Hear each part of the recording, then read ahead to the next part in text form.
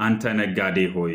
የመጽሐፍ ዓለም ላይ ባሉ 10 ምናምን ትልልቅ ቋንቋዎች ተተርጉሞ የተሸጠና በጣም የተወደደ መጽሐፍ ነው። ጸሐፊው ሽፍኬራ ይባላል። አሸናፊዎች አሸናፊ የሆኑት የተለየ ነገር ስለሰሩ ሳይሆን አንተ እየሰራህ ያለውን ስራ በተለየ መንገድ ስለሚሰሩት ነው በሚል አባባሉ ይታወቃል። በጣም ገራሚ የሆኑ ሐሳቦችን ወደፊት ማጋራችሁ የሆኑና ዛሬ ግን ስለ አቲቲዩድ አመለካከት ከጻፈው ላይ አንድ አስተማሪ ታሪክ ልንገራችሁ። ጸሐፊው እንደዚህ ይላል። በአንድ ወቅት በአንድ መንደር ፊኛ ወይም ባሉን እየሸጠ የሚተዳደር አንድ ነጋዴ ነበር። ይሄ ነጋዴ ሁሌም ገበያ ሲቀዘቅዝበት ፊኛውን አየር እየሞላው ወደ ሰማይ ይለቀዋል።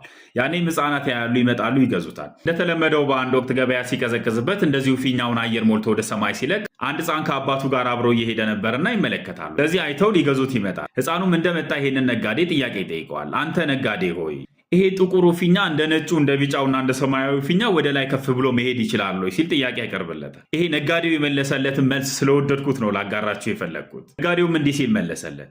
ጥቁሩም እንደ ቢጫው እንደ ሰማያዊና እንደ አረንጓዴ ሁሉ ወደ ላይ ከፍ ብሎ መሄድ ይችላል።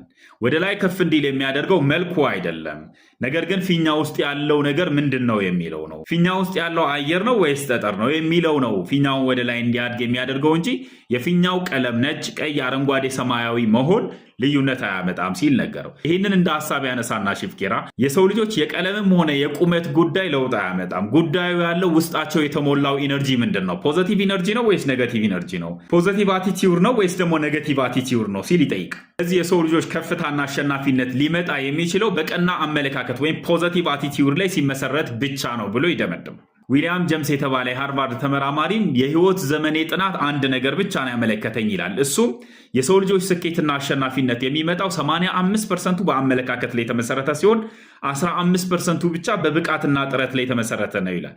ይሄ ማለት ብቃትና ጥረት ዋጋ የላቸውም ማለት ሳይሆን በተሳሳተ አመለካከት ላይ የተመሰረተ ብቃትና ጥረት የሚፈለገውን ውጤትና ስኬት አያመጣም ሲል ነው።